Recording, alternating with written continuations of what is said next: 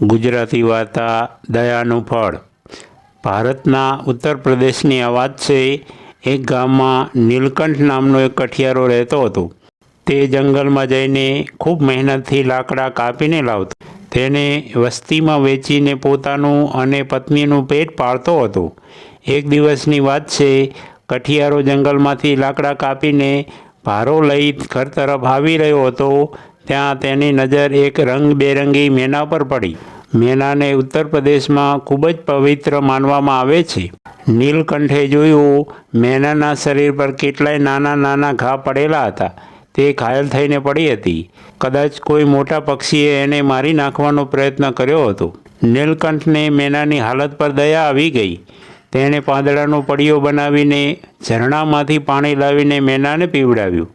મેના થોડી ભાનમાં આવી। તેણે તેના ઘા સાફ કર્યા। મેના શાંત હતી। ત્યારે અચાનક કાળા વાદળો ચડી આવ્યા। નીલકંઠ માથા પર લાકડાનો ભારો મૂકીને ઘર તરફ પાછો વળવા લાગ્યો।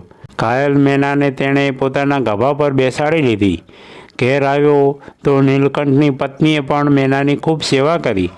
જ્યારે તે ઉડવા લાયક બની તો નીલકંઠ તેને જંગલમાં છોડી આવ્યો, પરંતુ મેના ફરી પાછી નીલકંઠના ઘેર આવી ગઈ। નીલકંઠે રાતમાં બિલાડીઓથી તેની રક્ષાના માટે લાકડાનું એક પિંજરું બનાવી દીધું। હવે મેના ત્યાં જ આરામથી રહેવા લાગી હતી।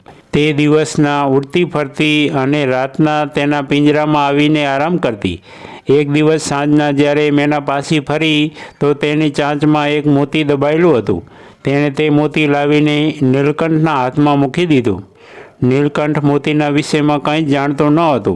તેણે પોતાના પાડોશી ગંગુને મોતી બતાવ્યું। તે તો એકદમ ચોંકી ઉઠ્યો। ગંગુ બહુ નીચ સ્વભાવનો માણસ હતો। તેણે ખૂબ નજીવી કિંમતમાં તે મોતી નીલકંઠની પાસેથી ખરીદી લીધું। નીલકંઠે એ મોતીના વેચાણમાંથી જે ધન મળ્યું તેના મેનાના માટે સારી જાતના ચોખા ખરીદ્યા। દિવસો પસાર થતા ગયા। મેના 3-4 દિવસોમાં એકવાર જરૂર મોતી લઈ આવતી હતી। ગંગુ તે મોતી ખૂબ સસ્તામાં ખરીદી લેતો। નીલકંઠે મેના દ્વારા મોતી લાવવાની વાત ગંગુથી હજુ સુધી ગુપ્ત રાખી હતી। તેણે ગંગુને કહી રાખ્યું હતું, હું આ મોતી દરિયામાંથી લાવું છું। પરંતુ એક દિવસ નીલકંઠની પત્નીએ ગંગુની પત્નીને મેના દ્વારા મોતી લાવવાની વાત કહી દીધી। આ સાંભળીને ગંગુની ઊંઘ ઉડી ગઈ। ગંગુ વહેલી સવારના જ નીલકંઠના ઘેર ગયો અને બોલ્યો, નીલકંઠ, શું તું તારી મેનાને મને વેચી શકીશ? ના ના મિત્ર, મારી મેનાને હું વેચીશ નહીં, નીલકંઠે કહ્યું। જોઈ લે, હું મેનાને 1000 રૂપિયામાં તારી પાસેથી ખરીદી શકું છું, પરંતુ હું તો મેનાને કોઈ પણ કિંમત પર વેચી શકતો નથી, કેમ કે મેના મને હવે સંતાનની જેવી જ વાલી છે। વિચારી લે, 1000 રૂપિયા કાંઈ ઓછા નથી નીલકંઠ। મેં તને એકવાર કહ્યું ને મિત્ર, મેનાને હું વેચી નથી શકતો। અને પછી ગંગુ ઉતરેલા મોઢે તેના ઘેર પાછો ફર્યો, પરંતુ તે શાંત બેસવાનો ન હતો। તે રાતના તેણે મેનાની ચોરી કરવાનો નિર્ણય કર્યો અને તે ઈરાદાથી જ તે નીલકંઠના ઘરમાં ઘૂસ્યો। નીલકંઠની ઊંઘ ઉડી ગઈ। તે પિંજરું લઈને ભાગતા ગંગુની પાછળ દોડ્યો અને તેનો પગ પકડીને નીચે તરફ પછાડી દીધો।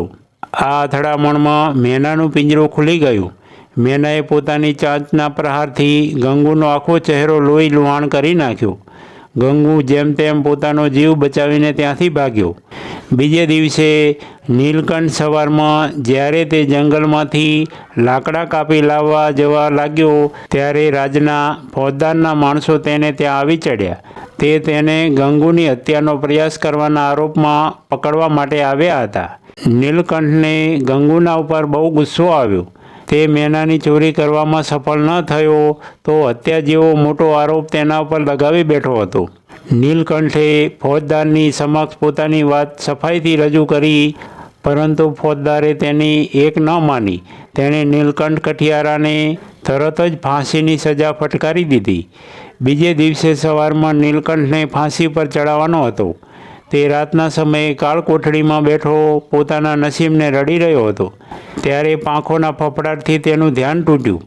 તેણે જોયું તો તે મેના હતી। નીલકંઠ વાલી મેનાને જોતાં જ પોતાનું દુઃખ ભૂલી ગયો। મેના નીલકંઠની પાસે આવીને તેના હાથમાં 3-4 મોતી મૂકી દીધા. ત્યારે જેલનો ચોકીદાર ત્યાં આવ્યો. જ્યારે તેણે નીલકંઠના હાથમાં ચમકતા મોતી જોયા તો તેને લાલચ થઈ આવી. તેણે નીલકંઠની પાસે મોતી માગ્યા, પરંતુ નીલકંઠે મોતી આપવાની સાફ ના પાડી દીધી. ચોકીદારે તેની પાસેથી મોતી છીનવી લેવા માટે કોટડીનું તાળું ઉગાડ્યું અને અંદર ઘૂસી આવ્યો. નીલકંઠ આ જ ઈચ્છતો હતો.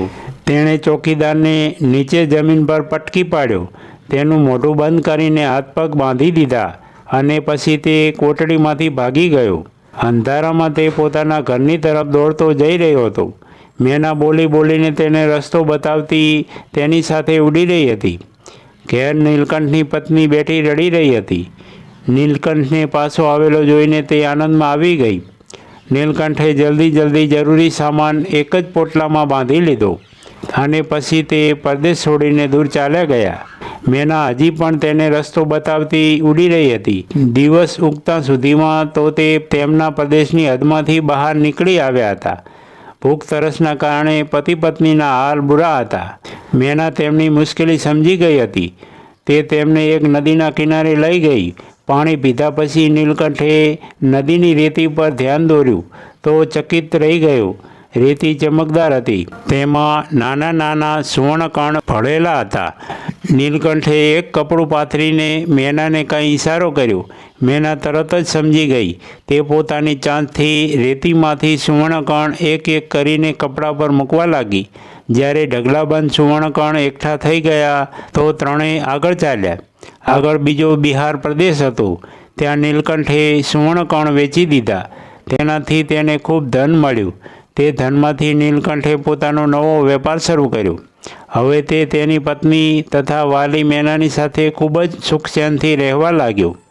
અને એક દિવસ નીલકંઠની પત્નીએ કહ્યું, સ્વામી, તે દિવસે આપે અને સાથે મેં જો ઘાયલ મેના ઉપર દયા ન કરી હોત તો ક્યારે પણ આ દિવસ જોવા ન પામતા. હા, તું સાચું જ કહે છે. દયાનું ફળ કોઈને કોઈ રૂપમાં જરૂર મળે છે. મિત્રો, આવી દરરોજ નવી વાર્તા સાંભળવા માટે સબસ્ક્રાઈબ કરો મારી ચેનલને. ધન્યવાદ.